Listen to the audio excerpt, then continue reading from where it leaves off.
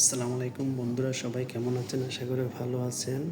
তো চলে আসলাম আজকে কুমিল্লা কসবা নয়নপুর বাজার বলা হয় এটা সাপ্তাহিক বাজার, একটু জমজমাট হয়। আর এমনি এটা 30 দিনে বাজার থাকে। তো আজকে বাজারের ভিতরে চলে আসলাম, কিছু বাজার করব আর কিছু জিনিস আপনাদেরকে দেখাবো। গ্রামের তরতাজা মাছ, শাক সবজি এগুলো। তো এগুলো হচ্ছে মাছের বাজার। এটা আসলে সকালবেলার বাজার, মানে খুব তরতাজা মাছ এগুলো। ওরা নিজেরা চাষ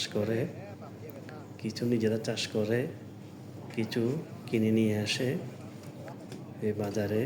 এটা হচ্ছে আপনার ট্যাংরা মাছ বলা হয়। এগুলো হচ্ছে পাঙ্গাস।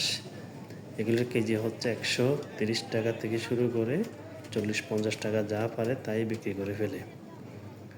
তো এই চতুর্দিকে আপনার মাছ আছে, পাঙ্গাস মাছ।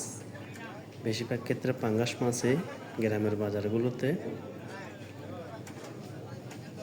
তো এটা হচ্ছে পেঁয়াজ বিক্রি করতেছে পাশে। এখানে শুধু পেঁয়াজ বিক্রি করা হয়। আর এখানে হচ্ছে শুটকি পাশে। তো এই সামনে কাঁচা বাজার। এই কাঁচা বাজারের সামনে আমার পানও বিক্রি করে, সবজিও বিক্রি করে। এগুলো হচ্ছে শুটকি।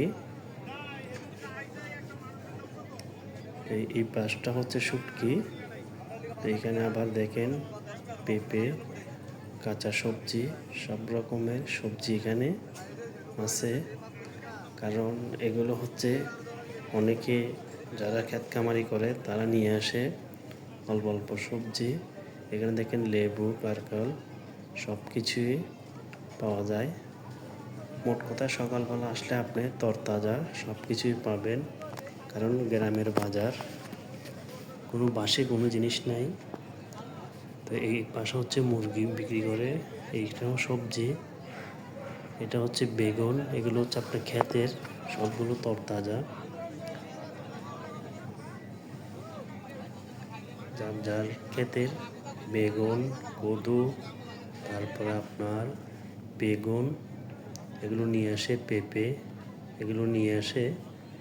এখানে হচ্ছে কচু, এগুলো সব চাষ করা ওরা নিজেদের। তো এখানে হচ্ছে আলুর পাশে লেবু, কদু। দেখেন এখানেও আছে কদু, তারপরে পেঁয়াজ। এখানে হচ্ছে গাছের চারা।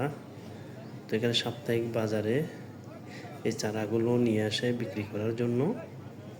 তো আমরা সবগুলো ঘুরে দেখতেছি। এখানে মিষ্টি কদু, বাংলা কদু, আপনার কারকল, করল্লা সবগুলোর গাছই এখানে আছে। গাছের কোনো শেষ নেই এখানে।